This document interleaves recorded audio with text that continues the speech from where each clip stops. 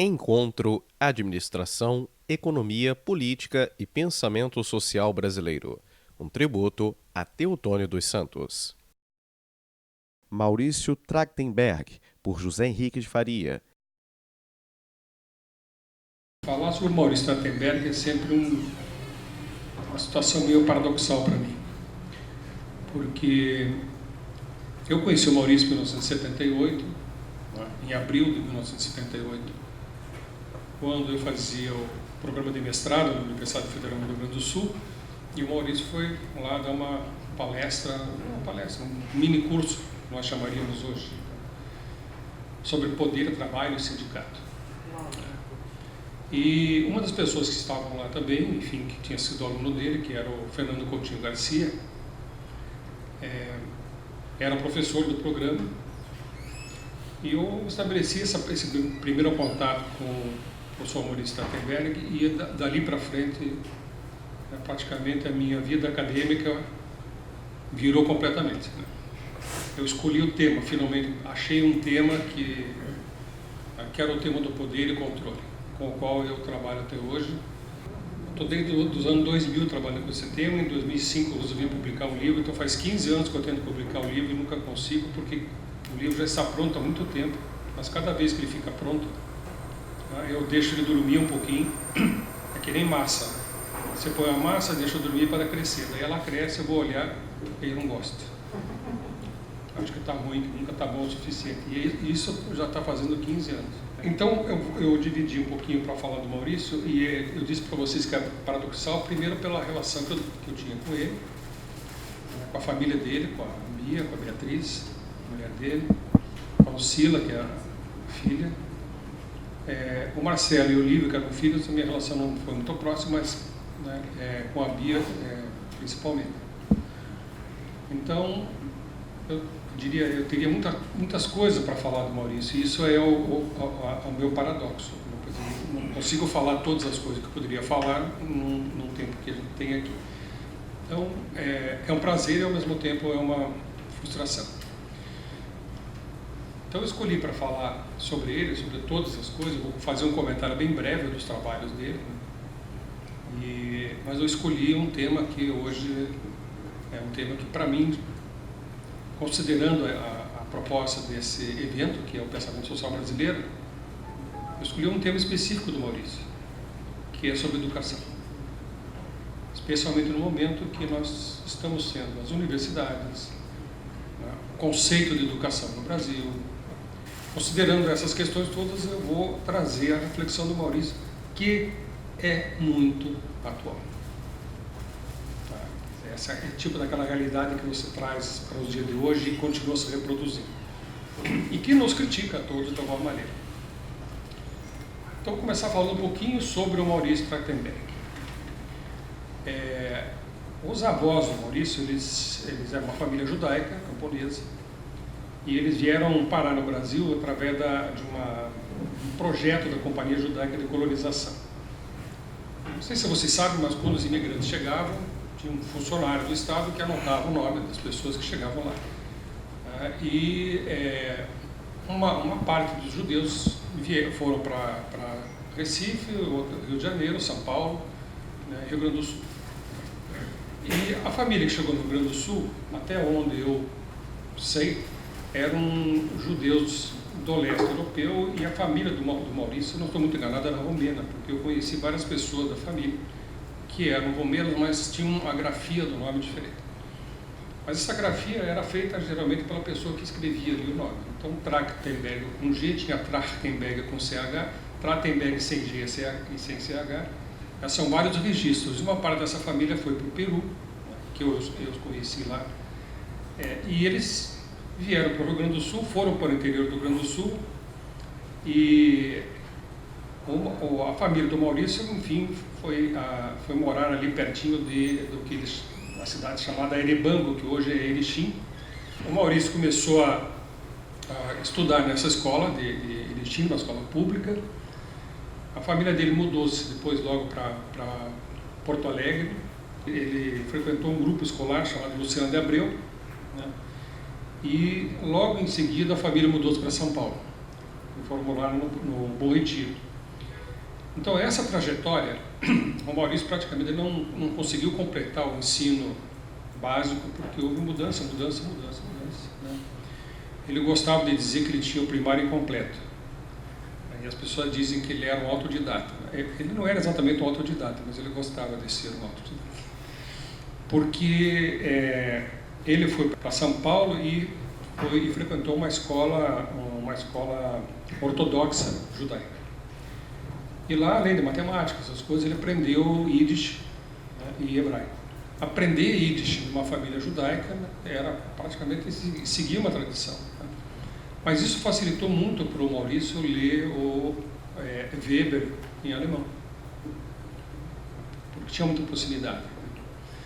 Bom, o Maurício, então, ele fez um estudo normal, ele não conseguiu terminar, ou seja, ter aquele diploma formal, mas ele fez um estudo. O pai dele morreu realmente muito cedo e ele começou a trabalhar.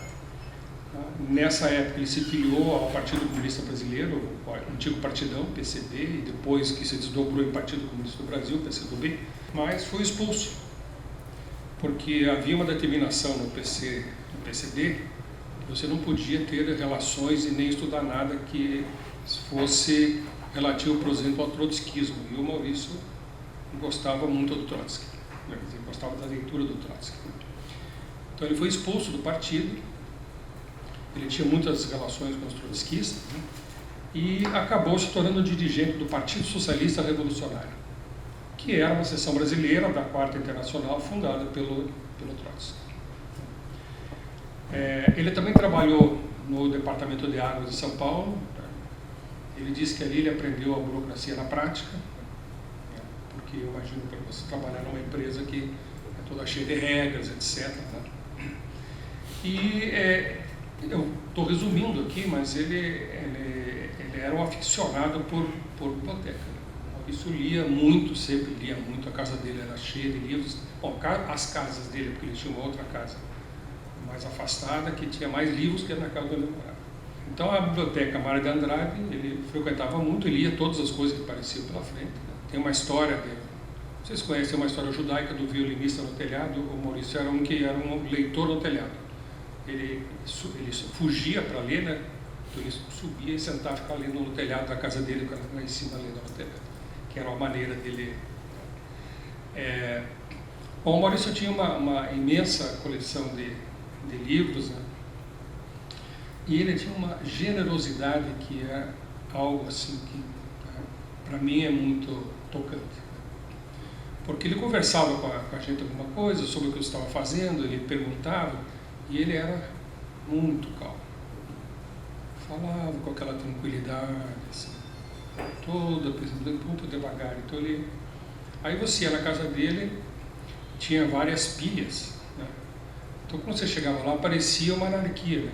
Diziam que ele era anarquista, mas ele era libertário, não era anarquista. E um dia, inclusive, a Bia, a mulher dele, chegou lá e disse assim: Maurício, deixa tudo bagunçado, eu resolvi arrumar os livros.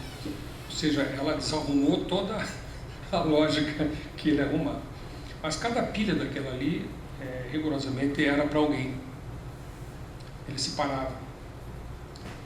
E a gente encontrava com ele e dizia assim: olha, lá na biblioteca tem um livro, assim, assado, autor e tal, ele dava toda a característica. Você chega ali, está na prateleira, número tal, é o 5º livro na prateleira, sabia que estava o livro. Ou dizia, você vai na livraria, não é na biblioteca, na livraria também tem um livro assim, ele estava lá, eu vi, há 2 dias atrás eu vi, ele estava ali naquela. Então ele tinha essa. E ele não fazia isso comigo, ele fazia isso com todo mundo. Então essa generosidade marcava muito o Maurício Strattenberg. Quando ele teve que ingressar na universidade, né, ele teve que fazer o vestibular. Ele não poderia fazer o vestibular porque ele não tinha um diploma formal, né? Então a universidade, naquela época, exigiu que ele fizesse uma redação. E essa redação é o livro Planificação, o Desafio do Século XX. Que um dia eu estava conversando com ele e disse assim: sabe que eu não tenho esse livro? Eu disse para ele: Maurício, eu tenho, mas eu não vou te dar ele do presente. Que ele não gostava do título. Tanto que saiu publicado pela Unesp agora com o título que ele queria, Revolução Russa. Ele dizia, eu queria publicar com o título Revolução Russa, mas o editor disse que com esse título não ia vender para ninguém. E eu passei por isso também, que eu tinha que dar o nome no título do livro meu, que não era o que eu queria, mas que o editor disse, não, tem que ser um livro que tenha marketing. E, bom, com isso ele se habilitou, entrou no curso de Ciências Sociais, ficou ali 1 ano e pouco, aí fez outro vestibular para o curso de História, acabou terminando o curso de História, e fez a tese de doutorado em Ciência Política, de onde saiu o livro Burocracia e Ideologia, que é um livro chave no pensamento Maurício, que é onde ele faz, hoje, a professora Esther falou de manhã um pouco desse pensamento marxista ruspiano, que misturava Weber com Marx, etc. Nessa mesma linha, né, o Maurício vai fazer Burocracia e Ideologia, trabalhando com Weber e Marx. Bom, qual é a grande questão para mim do pensamento do Maurício, né, que eu acho que o define? Ele era um socialista libertário, ele disse que não era um anarquista. E ele menosprezava toda essa forma de poder, burocracia, etc. Então a grande questão do Maurício era a questão do poder, o cerne da questão, o poder sobre as suas várias manifestações. A questão do Maurício, no entanto, não passava pela discussão epistemológica, ontológica, filosófica, não passava por aí. A questão dele era teórica e a vocação dele era as questões práticas que ele tinha, que se colocava como lugar de enfrentamento. Então, durante anos e anos, ele escreveu uma coluna no Batente, que era dirigida aos operários, escrita para os operários. Eu tenho todos esses artigos em fotocópia, e a impressão, naquela época, em jornal, era você mandava um texto datilografado, que o Maurício tinha uma letra muito ruim, né? Então as correspondências que eu tenho com ele são todas datilografadas, porque eu acho que ele dizia que nem ele entendia o que ele escrevia. Nisso ele não era muito diferente do Marx, né, que precisava da Tiene para poder traduzir as suas escritas. E quando eu chegava no jornal, aquilo era colocado, era feito na imprensa, colocado uma letrinha do lado da outra, prensada, para rodar E naquilo, o texto original, aquilo que saía impresso, não era exatamente a mesma coisa. Então foi feita uma grande revisão desses textos, a partir dos originais que estavam lá na casa do Maurício, e saiu publicado um livro pela Unesp.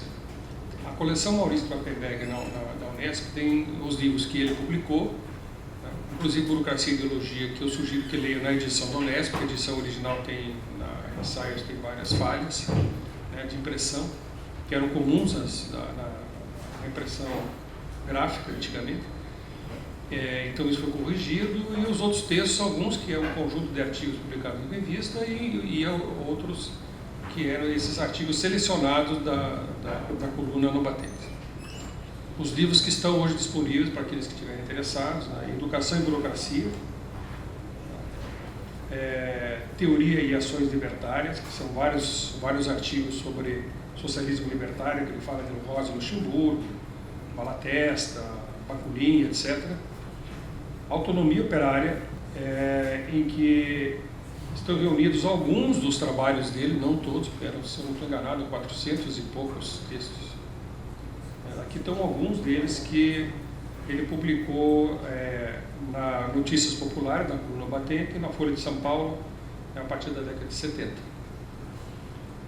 O capitalismo no século XX, ele vai questionar o mundo medieval, de acordo com a Igreja Católica, o lucro, etc.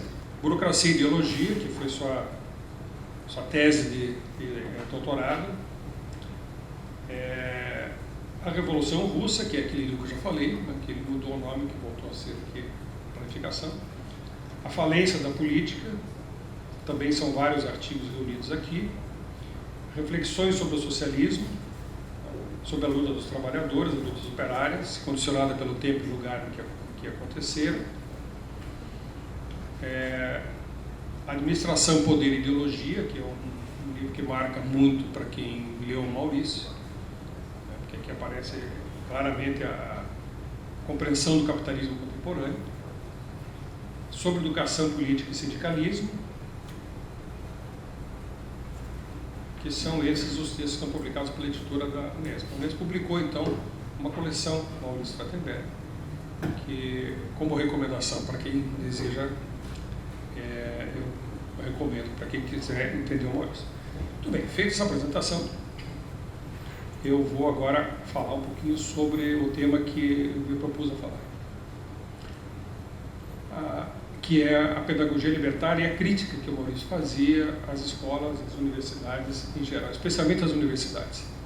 Vamos lembrar que ele trabalhou na EAF, Fundação Getúlio Vargas. Nem vou entrar em muito detalhe dos problemas que ele no final da vida teve, porque chegou um grupo novo que achava que era o portador da grande boa nova do doutorismo, e ele foi meio escanteado daquele grupo. Mas ele também foi professor da Unicamp, deu aula no interior de São Paulo, na PUC, tentou dar aula na USP, mas a USP não permitiu, e depois um dia ele foi convidado e recusou. Já na época que eu queria, você não me queria, agora eu também não quero, mais ou menos isso. Mas a crítica, né, incisiva do modelo pedagógico burocrático do Maurício é em cima da chamada pedagogia libertária. Então é um questionamento que ele faz a toda e qualquer relação de poder dentro da relação professor-aluno dentro da escola. Pela minha experiência, inclusive na administração da universidade, a organização e a universidade não foge disso, é um sistema de poder. A organização é um sistema de poder. Pode ser um sindicato mais democrático, mas é um sistema de poder. Pode ser uma cooperativa popular, ou uma empresa, ou uma organização pública, ela é um sistema de poder. A questão é se esse sistema de poder é um sistema burocrático, autoritário, etc., ou se é um sistema em que nós poderíamos dizer que existe mais democratização, mais participação. Mas realmente é um sistema de poder. Ora, as nossas escolas, elas são formais, né, e com um sistema de poder instituído, né, em que esse poder passa pelas mãos dos professores, que se colocam sempre na relação com o aluno com uma relação de poder, desde o momento em que a eles, né, é atribuída a condição de atribuir presença ou ausência, nota ou não nota, avaliação ou não avaliação, definir o conteúdo, etc. Então, é aí uma relação de poder. Quebrar essa relação de poder, como o Maurício muitas vezes tentou fazer, era problemático para o professor. Então o Maurício não fazia chamada, e ele era chamado a atenção pela burocracia porque ele não fazia chamada. Ele dizia: o que eu vou fazer chamada? As pessoas vêm, quem quer vir, vem, quem não quer, não vem, quem quer sair, sai, quem quer chegar, chega. Essa era a posição dele, e essa posição incomodava a administração, porque a administração queria, cadê o caderno com as chamadas? Quando é que o senhor faz chamada? Então ele fazia chamada assim, ele entregava lá, dava presença e fim, né? O que também era problemático, né? Porque ele dava presença para alunos que já tinham cancelado a disciplina, ele era chamado a atenção, porque, como é que o senhor deu presença para esse aluno? Ele estava lá, não podia estar, porque o aluno já cancelou. Então tinha essas coisas todas, os pequenos detalhes, né? Esses pequenos detalhes, esses micropoderes, eles são fantásticos. Bom, para o Maurício, né, ele sempre achava que o professor é um símbolo vivo da dominação, um símbolo vivo do poder. E portanto, a escola reproduzia isso. Então, ele critica a universidade, duramente a atividade das universidades, o que ele chama, e ele usa a expressão que é marcante no trabalho dele, que é praticamente o título disso que eu estou colocando aqui para vocês, que é a delinquência acadêmica. Que para ele acaba exprimindo a concepção capitalista do saber, através da busca desenfreada por titulações, publicações e pontos. E é o que nós estamos submetidos hoje. Nós temos que publicar, temos que somar pontos. Se você não conseguir publicar numa revista A2, você é punido.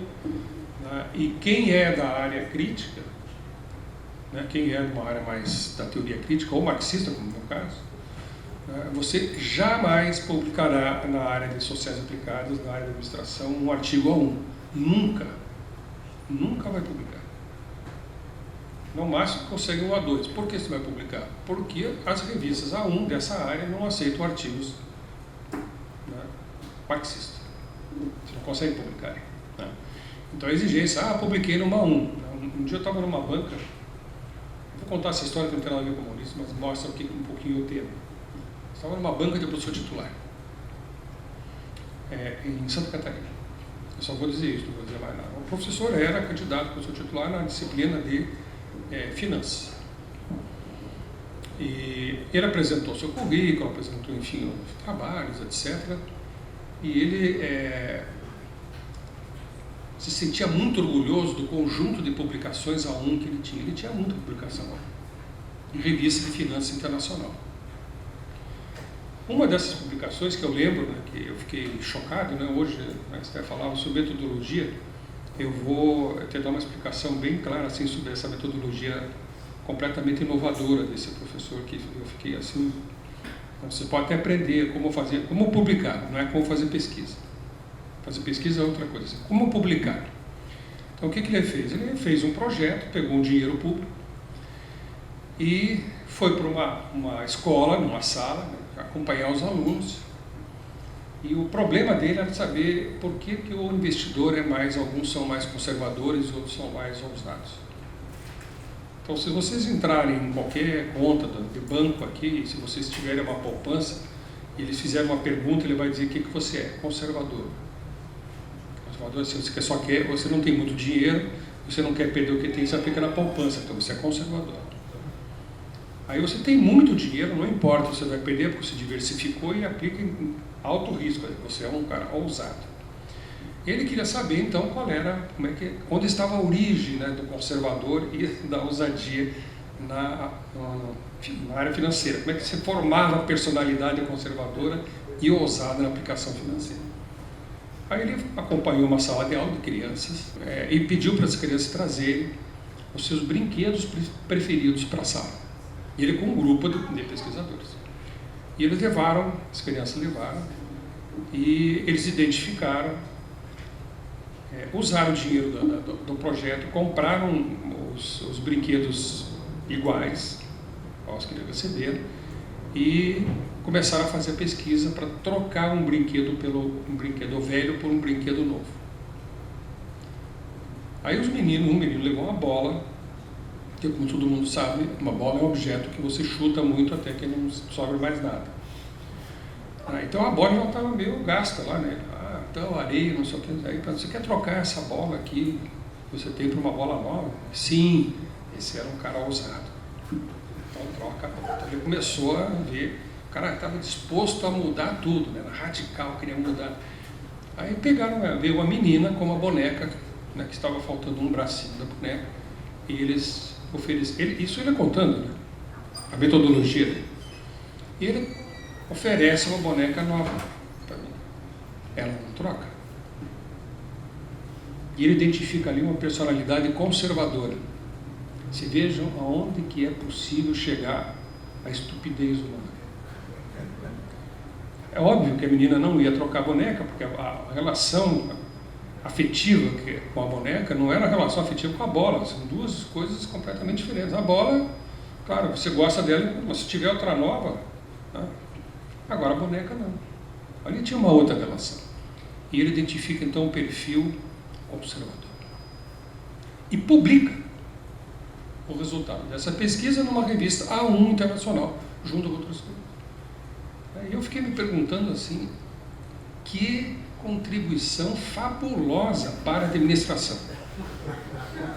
Eu fico imaginando assim, esse artigo vai chegar na mão de todos os gestores financeiros, o pessoal de banco, mas imagina o pessoal que trabalha em banco, o diretor executivo do Itaú, lendo esse artigo, dizendo, vou identificar aqui meus clientes conservadores e... Então, assim, se por um dia você receber a pergunta se vocês trocam a bola ou a boneca, você já sabe que foi o resultado desse brilhante e instigante trabalho de investigação. Então, essa busca que nós temos hoje por produção, por publicar, por fazer pontos, etc., já era discutida pelo Maurício. Ele diz, paga-se para apresentar trabalho a si mesmo, que é o que nós fazemos, né? Nós vamos da Amparo, etc., pagamos, às vezes conseguimos um dinheiro na recurso, mas sim pagamos, né, para a gente ouvir a si próprio. Na última Ampad que eu fui, o congresso todo na Costa Sauípe se deu, além de algumas poucas mesas, na piscina, que era all inclusive. Quer dizer, você ia para a piscina, bebia, comia, ficava lá na piscina, né. Eu fui para uma mesa, né, em que estava o Fábio Viseu, que é de Curitiba, mais 2 pessoas que eram de Curitiba, na mesa. E às vezes eu fico olhando assim, pessoas que colocam no Face que eles vão para o exterior para congressos, egos, alter egos, super egos, etc. Vão para lá e as pessoas que eu vejo ali são as mesmas que foram no mesmo avião. Quer dizer, nem precisavam ter saído. É só apresentava no aeroporto mesmo e voltava. Porque são as mesmas pessoas. É mais barato, né? Então, apresenta trabalho a si mesmo e aos poucos amigos que se revezam entre falantes e ouvintes, não interessando o conteúdo e a qualidade do que se publica, mas sim quantos pontos vale. Também não importa se alguém lerá o artigo, que seja de preferência uma publicação em algum país vizinho, pois as publicações internacionais valem mais pontos. Então, quando o Maurício foi levar esse assunto lá no tempo que eu estava lá no mestrado, né? Isso fez muita diferença para quem está... Pense bem, né? Eu tinha 20, qualquer coisa. Né? Começando tua vida acadêmica, numa escola de administração. Aí chega um sujeito com esse tipo de conversa, aí você tem aquela empatia, né, pela crítica, né? Então, é óbvio que o mundo passa a ser totalmente diferente. E isso, de um lado, é muito bom e, do outro lado, causa uma série de problemas, né? Porque daí você, como aluno, acha que aquela figura ali representa toda a tua projeção de crítica no mundo, né? Mas aqueles outros professores não correspondem à mesma coisa. Então você vive um atrito dentro de sala de aula. E achando assim, agora sim, eu vou para atrito mesmo, né? Porque eu tenho que ser um rebelde, sem causa, com causa. Eu vou colocar aqui alguns pontos, né, colocado no texto pelo Maurício, e vou me permitir ler algumas frases dele que eu selecionei, algumas que chamam atenção, sobre vários pontos. Primeiro, o que ele chamava de crise da universidade. Eu estou fazendo essa questão aqui da crise da universidade, né, num momento em que nós estamos num processo crítico. E não é uma crise da universidade, é uma crise do projeto educacional. Bom, eu fui pró-reitor de Planejamento, Orçamento e Finanças da Universidade Federal do Paraná e depois fui reitor da Universidade Federal do Paraná. Num período que saía do governo Itamar e entrava no governo Fernando Henrique. Os recursos, que eram os duodécimos, né, porque você tem orçamento é um volume. Então, vamos supor que você tenha 120 milhões de orçamento. Então, todo mês libera 10 milhões financeiros. Então você tem 120 para gastar, mas você só tem 10 financeiros para gastar. Esses 10 você pode gastar em qualquer rubrica, você não pode gastar mais de 10. Acontece que a gente recebia o financeiro do primeiro do 10º de janeiro, muitas vezes em maio. Então imagina você dirigindo uma universidade, tendo que discutir com a Companhia Paranaense de Energia Elétrica, com a Companhia Telefônica, na época, hoje é tudo celular, etc., para não pagar no momento em que você tinha uma inflação que beirava 18, 20 e poucos por cento ao mês. É complicado. Agora imagine você vivendo uma situação hoje em que, através de uma PEC, você congela todos os investimentos, todo o orçamento em custeio e capital, e libera todo o orçamento relativo a pagamento de juros e serviço da dívida. Esse não tem nenhuma contenção, o outro está congelado, será corrigido apenas pelo índice de desvalorização da moeda. Então você tem agora um orçamento sem possibilidade de expansão. Concurso, né? A promessa do concurso vai ser cada vez menos o número de ingressantes. Você não tem orçamento, não tem concurso, é essa a situação que nós estamos vivendo. Então diz o Maurício, estou falando isso lá antes dos anos 80, né? Examinar a crise da universidade é a mesma coisa que examinar a sociedade, porque a sociedade está em crise, diz ele. Então, ao contrário do que afirmam alguns acadêmicos, dizer, a universidade não é uma instituição neutra, mas sim de classe, onde as contradições aparecem. Para obscurecer esses fatores, a universidade desenvolve uma ideologia do saber neutro, científico, uma neutralidade cultural e um mito de saber objetivo acima das contradições sociais. A universidade desenvolve determinadas práticas acadêmicas e administrativas que algumas vezes escondem movimentos contraditórios, como, por exemplo, o processo de seleção dos membros de sua comunidade. Então, além das contradições de dizer que é um saber neutro, tem um jornal lá em Curitiba, jornal, eu estou falando assim por educação, chamado Gazeta do Povo. Digamos que um dia, há muito tempo atrás, ele foi ao jornal. Aí um repórter resolveu fazer uma pesquisa sobre o esquerdismo na universidade. Aí ele foi fazer uma pesquisa, estou falando pesquisa assim bem enfaticamente, sobre quais eram os livros que estavam. Então ele entrou na Biblioteca das Ciências Humanas, entrou na Biblioteca da Economia e foi contar quantos livros marxistas de esquerda existiam, quantos livros não. E ele mostrou, fez uma reportagem contando os livros, a quantidade de livros de esquerda que existiam na universidade, nas humanas e na economia. Ele não foi ver na biografia da engenharia, da geografia, da biologia, nada. Ele só foi naqueles dois ali. E afirmou que nós éramos dominados. Eu que fui ler a lista dos livros de esquerda. Né?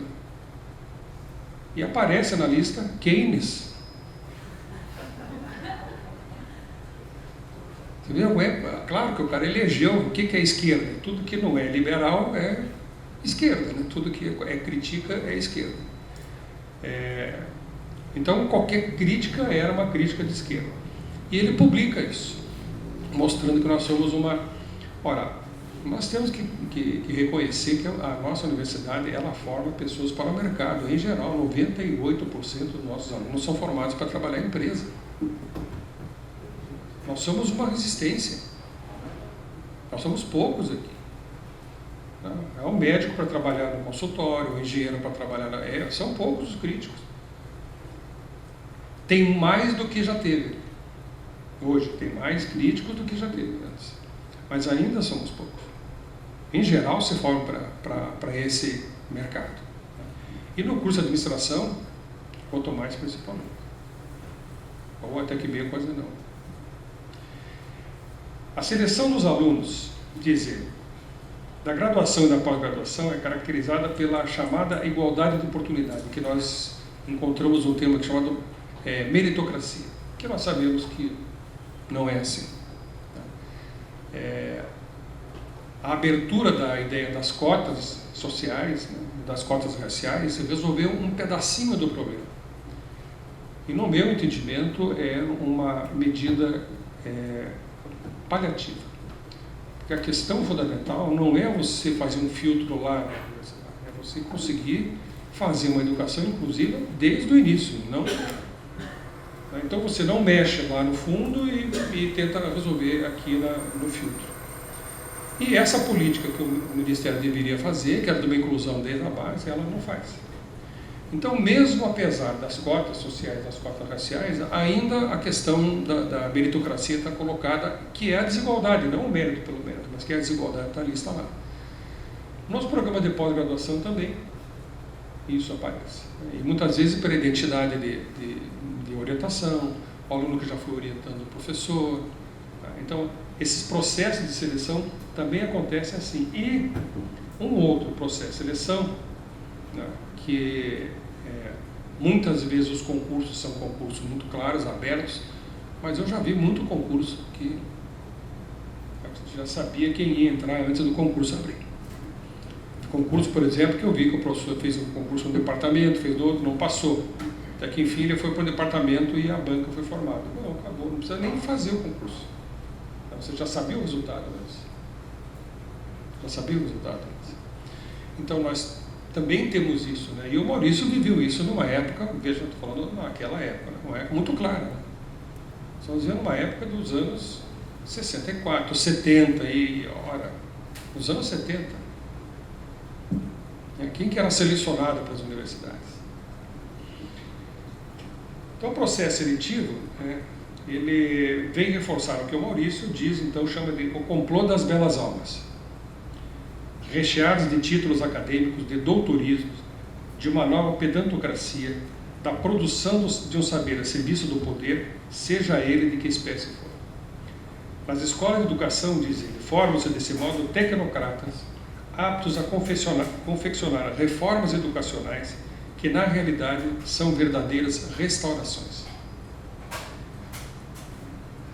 O outro tema é o que ele chama de juízo profissional hegemônico. Aí ele diz, mesmo nos cursos críticos, nos quais nós estamos, a universidade dominante prevalece mediante o juízo professoral hegemônico exercido sobre estudantes em um processo de contaminação. Essa apropriação da crítica pelo mandarinato universitário, mantido o sistema de exames, a conformidade ao programa e o controle da docilidade do estudante como alvos básicos, constitui-se numa farsa, numa fábrica de boa consciência para a delinquência acadêmica, representada por aqueles que trocam o poder e a razão pela razão do poder. Ou seja, ele era um crítico, nós somos os críticos, e é uma crítica dirigida a nós mesmos. A nós como professores no campo crítico. E eu penso que essas críticas, elas, às vezes, elas são ruins, né, de você ouvir. Né? Não é uma coisa agradável, mas a gente tem que fazer. Nós vivemos num mundo em que a crítica é a razão da universidade, de ser universidade, é que ela possa ser o campo da crítica. Mas é impressionante como os professores são avessos à crítica, em geral, são avessos à crítica. Eles vão nos congressos, né? Por isso que eu tenho desistido muito de ir para congresso, né? Porque eu sou crítico. Eu não consigo ver um trabalho sem criticar. Eu tenho uma dificuldade genética e atávica. Uma que eu nasci com ela, outra que eu adquiri na vida. Mas eu critico. Eu tive numa oportunidade em que fui fazer uma crítica a como é que é o negócio doutor? Consórcio doutoral. Aí a pessoa apresentou o trabalho e tinha muitos erros no trabalho. Erros de data, erros de citação bibliográfica, vários erros. E ela teve uma apresentação e disse, olha, eu trouxe uma série de textos aqui que eu acho que você tem que ler, né? E a orientadora estava ali junto. Mas o seu trabalho é assim, essa data, não é que você tirou essa data. Eu expliquei para ela por que aquela data estava completamente errada. Mas como é que se põe esse autor aqui que diz que ele disse isso? Ele não diz isso, ele diz exatamente o contrário disso. Eu acho que você não entendeu. Eu comecei a apontar. Aí ela começou, ela estava toda entusiasmada apresentando, ela foi murchando assim, né? E eu disse assim, eu não vou parar agora, porque eu acho a minha obrigação, né, ética. Aí eu comecei a ouvir meio um gemido nos fundos, a orientadora começou a chorar. Aí eu parei, disse, olha, me desculpe, eu tenho outra coisa para fazer, outra coisa mais interessante para fazer aqui do que ficar, porque é triste, né? Por que você faz a crítica? Eu considero a crítica, que a gente faz de forma responsável, um ato amoroso, porque você faz a crítica para que a pessoa não apresente aquele trabalho com aqueles problemas que estão lá dentro, por isso que você critica. Se você não se importasse, o problema é teu, apresenta trabalho, entrega a biblioteca e vai passar vergonha em você mesmo. Agora, você se dedica a fazer a crítica, vai atrás, vê a contradição, coloca ali. Né? Eu, quando eu mando meus trabalhos para pessoas que eu sei que são meus amigos, mas não me poupariam da crítica, como eu Semir, por exemplo, a Deise, eu mando, eu sei que vem a crítica, mas foi isso que eu quero. Eu quero que as pessoas me digam onde que eu não estou, porque a gente não é dono do saber inteiro. Nós não sabemos tudo, nós escrevemos aquilo que nós achamos que está correto, e os outros olham ali e veem coisas que a gente não vê. E a gente acaba de publicar um livro, passa 2 meses, eu vou ler e acho problemas, como é que eu consegui escrever isso hoje? Porque há um movimento do pensamento, há um movimento do real. Então a crítica é fundamental. Agora, uma universidade em que você não tenha a crítica, mesmo num campo crítico, é complicado, né? Por que nós, que somos marxistas, não podemos criticar Marx? Porque nós somos cobrados para essa, vamos dizer assim, essa coisa dogmática meio de igreja, né? Não pode criticar o Marx. Eu tenho colegas meus que são marxistas, né? E você não pode falar um A. Se o Marx não disse, há 150 anos atrás, ele não podia ter dito o que ele diria hoje, 150 anos depois. É simples. até uma questão, diria assim, materialista histórica, para dizer o mínimo. E esse colega meu, por exemplo, que é um marxista rigoroso, que acha que, por exemplo, Istvan Meszaros, né, é um mal no marxismo, porque ele colocou Hegel na história. Cara, então você lê o método do Marx e se você não leu o Hegel antes, mas se você leu o Hegel, Fenomenologia do Espírito, a Ciência da Lógica, e leu o método de Marx, tem frases que são as frases do Hegel que estão ali dentro. Você negar essa influência não é possível. E ele, um dia, conversando com ele, e ele estava lendo um livro chamado Contest Train. E eu comecei a argumentar com ele, e ele disse assim, você já esteve numa fábrica? Perguntou para mim. E eu perguntei para ele, você nunca esteve numa fábrica? Então ele escrevia sobre trabalho, exploração do trabalho, processo de trabalho, controle do trabalho, tudo sobre trabalho, e nunca esteve numa fábrica. O único trabalho que ele conhecia era o seu próprio. Então ele não sabia qual era a diferença entre uma fábrica taylorista, uma fábrica de automóveis na linha de montagem e uma fábrica tipo flexível, que você trabalha numa ilha de fabricação, que o processo não é o mesmo, que as relações entre os sujeitos naquela produção da ilha são diferentes da linha, que você tem um líder aqui, lá você tinha um capataz, que a tecnologia ela vai mudando a forma de gestão. Aí o sujeito acha que o modelo japonês, da teoria japonesa, etc., foi desenvolvido no Japão, nós vamos lá copiar. Não é, meu cara. Há uma relação entre a tecnologia física na produção e a tecnologia de gestão que ele corresponde. Você não vai trabalhar numa ilha de fabricação com uma equipe, com um grupo de trabalho, com uma equipe, time que eles chamam, team, e botar um capataz terrorista. Não dá, não funciona. Então, não é que a gestão tenha mudado porque os japoneses criaram isso, não, é porque houve uma mudança na própria lógica do processo de trabalho. Então, a tecnologia do processo de trabalho muda porque muda a tecnologia de gestão. Então, nós temos que ter essa capacidade no campo crítico de também ser críticos. Outra questão é o que o Maurício chama de atendimento à comunidade. Ele disse, em nome do atendimento à comunidade, em nome do serviço público, a universidade tende cada vez mais a adaptação indiscriminada a quaisquer pesquisas a serviço dos interesses econômicos hegemônicos. A escolha das pesquisas depende dos financiamentos possíveis. Por outro lado, a moda acadêmica impõe sua tirania. Uma pesquisa é determinada não porque se é obrigado a ter essa ou aquela orientação teórica para receber financiamento, mas recebe financiamento por ter essa ou aquela orientação teórica. Trata-se de uma determinação que opera com alto nível de sutileza. Então, nós sabemos que se a gente tenta apresentar projeto de pesquisa para o CNPq, se você está naquela faixa ali dos 20 mil, tudo bem, passa. Você distribui alguma coisa. Agora, se você for para aquela faixa lá em cima, o julgamento é outro. E a gente sabe, pode ser que a gente não queira reconhecer, que há um julgamento ideológico nas comissões que julgam nosso projeto.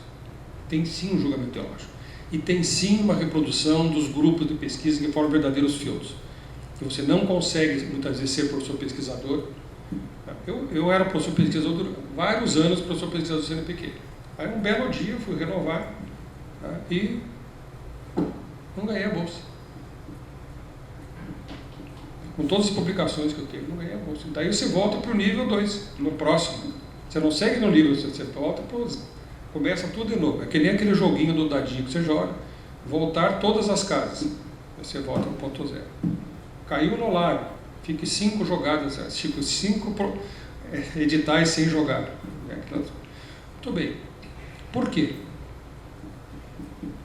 Aí eu fui olhar quem era a equipe que estava julgando. Pronto, é claro. É só ver quem estava julgando e quem recebeu, é lógico. Não precisa nem fazer aquela teoria de rede, sabe aquelas coisas que você faz, para ver o que liga com o que. Não, é fácil, só você pegar aqui as duas informações e elas batem. Fora isso, você tem os financiamentos privados. Os financiamentos privados é óbvio que é do interesse privado. E nós entramos no Brasil há algum tempo com uma associação entre o financiamento público e o financiamento privado. Então, muitas pesquisas feitas pela universidade hoje, elas são feitas através da organização privada. A organização privada pede FINEP, por exemplo. Então, o dinheiro vai para lá e ela passa para a universidade. Quer dizer, o dinheiro público não entra no público. E é condicionado a ser aceito por uma instituição privada. O outro ponto é o ensino pago, né? Na graduação, pelo menos até agora, ainda nós temos o ensino gratuito. Mas na pós-graduação, lato sensu, já há muito tempo que o ensino pago entrou na universidade. Então, a universidade é universidade pública, gratuita, mas não troca. É gratuita, mas não lá essas coisas. Então, tem um grupo que faz os cursos de pós-graduação privados e cobra dos alunos, e os professores recebem por fora. Basta ir na USP, por exemplo, você tem um edifício inteiro financiado por atividades privadas, parceria privada. Tem prédio, tem restaurante, tem banco, você tem a cidade universitária na USP, né, e tem uma comunidade dentro, é o bairro universitário da Fé, né, que é diferente, ali é a elite. Eu não sei onde que fica o bairro, mas se fosse Curitiba, eu diria assim, o Batel, que é onde mora a elite cheirosa de Curitiba, né, o Batel é onde fica a USP, e tem os outros bairros. Então, mesmo as parcerias privadas, as parcerias com toda a razão, mas elas são apoiadas ainda pelo poder público. Outro ponto é que ele chama de ética e função social. Ele diz o seguinte: sobre a ética e a função social, uma universidade que produz pesquisas ou cursos a quem é apto a pagá-las perde o senso de discriminação ética e da finalidade social de sua produção. É uma multiversidade que se vende no mercado ao primeiro comprador, sem averiguar o fim da encomenda acobertada pela ideologia da neutralidade do conhecimento e seu produto. Para quem que eu estou vendendo? Uma vez conversando com o professor de administração da USP, que é onde eu fiz meu doutorado, eles chamavam o pessoal da área de letras, e eles diziam assim, o departamento de letras, né, como é que eles falavam, me fugiu, letras mortas e apagadas. Aqui o pessoal de letras, né, moderna, etc.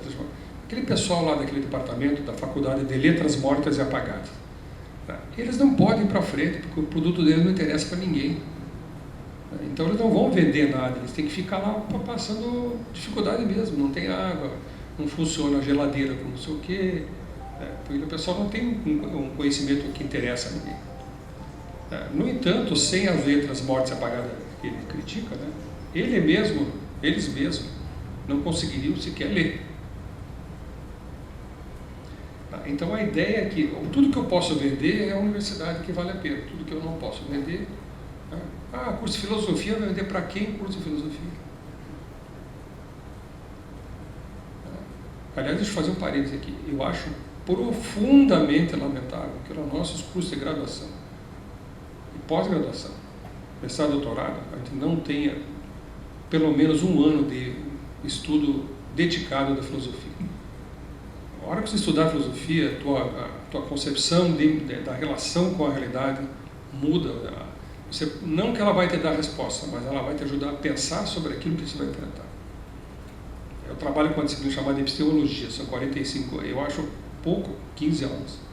Então não dá conta de todas as coisas, eu tenho que ficar pulando o autor, porque cada um eu gostaria de trabalhar e você não consegue. Mas é uma mudança substantiva, que os alunos saem no final do curso, sabe?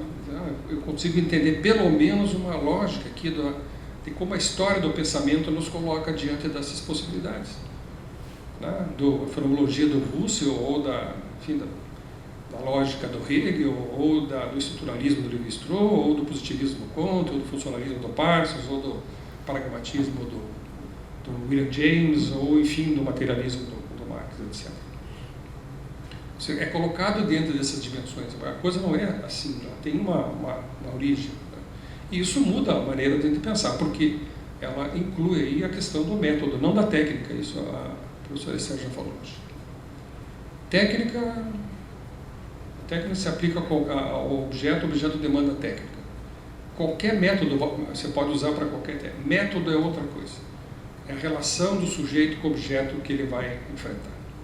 É a velha e clássica questão sujeito-objeto ou pensamento, consciência, matéria, enfim, como se queira colocar. Essa é a questão do método, é essa relação do sujeito com a realidade. A técnica é como é que você vai, que técnica você vai usar para poder estabelecer essa relação com o objeto.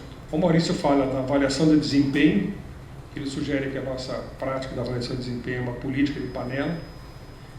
Ele diz assim, a política das panelas acadêmicas de corredor universitário e a publicação a qualquer preço de um texto qualquer se constitui no metro para medir o sucesso universitário.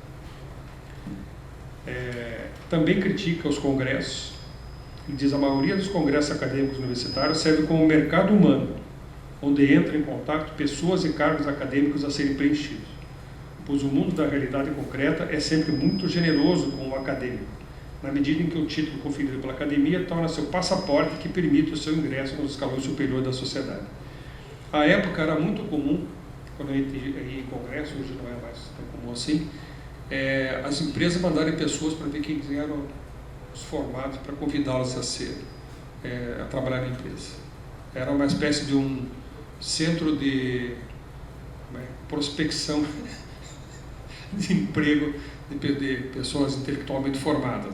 Hoje o congresso não é mais assim, mas antigamente era. Eu vou terminar colocando que o que o Maurício propõe finalmente é a autogestão, nesse sentido que ele fala no socialismo libertário, a gestão da educação pelos diretamente envolvidos no processo educacional e a devolução do processo de aprendizagem às comunidades onde o indivíduo se desenvolve. A autonomia do indivíduo, o indivíduo não é um meio, é o fim em si mesmo. No universo das coisas, das mercadorias, tudo tem um preço, porém só o homem tem uma dignidade. Ele fala, defende a negação total de prêmios e punições. Nós somos premiados com promoção, ou prêmio, ou punição. Solidariedade, crítica permanente de todas as formas educativas que estimulam ou fundamentam-se na competição. Nós somos uma universidade que se fundamenta na competição.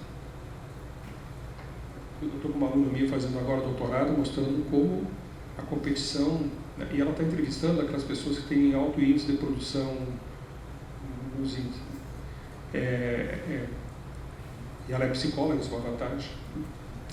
Mas é impressionante como as pessoas elas reclamam que tem que produzir, o artigo que eu mando demora, mas ele não vê que ele também avalia 4, 5 ou 6, porque ele reclama que ele avalia, mas o que é impressionante é que eles reclamam, né? Mas eles têm um prazer orgástico em ser assim, o melhor produtor, o cara que mais escreve. Olha como eu publiquei numa 1, ele publicou tudo conta para todo mundo, ele publicou numa 1. Ele sofre, mas ele goza. Às vezes eu acho que ele goza mais do que ele sofre. Mas ele está lá, né? Critica as normas pedagógicas autoritárias e defende a educação gratuita para todos, a superação da divisão de professores em categorias e a liberdade de organização para os trabalhadores de educação.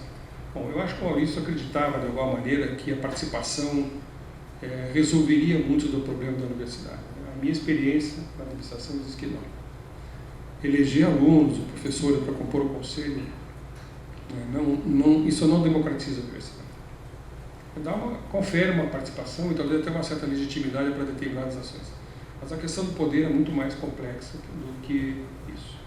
E só para encerrar, eu vou dizer que eu não sei se esses números estão corretos, porque era uma avaliação, eu tentei lembrar aqui, do INEP, do censo de 2016, se não estou enganado, não sei se tem outros, mas os números são mais ou menos assim, mas de qualquer maneira eles são gritantes. Nós somos 1.560 escolas de administração no Brasil, que oferecem várias turmas, presenciais ou EAD. Então são vários cursos em 1.560 escolas. Temos mais ou menos 45 mil docentes. 1.200.000 alunos ano em administração. 115 mil formandos por ano. Considere tudo isso aqui, 45 mil docentes, 1.200.000 alunos formados, etc. E tente pensar onde estamos nós, os críticos, percentualmente falando. Se vocês conseguirem fazer a conta depois da terceira casa do zero, me avise. Obrigado.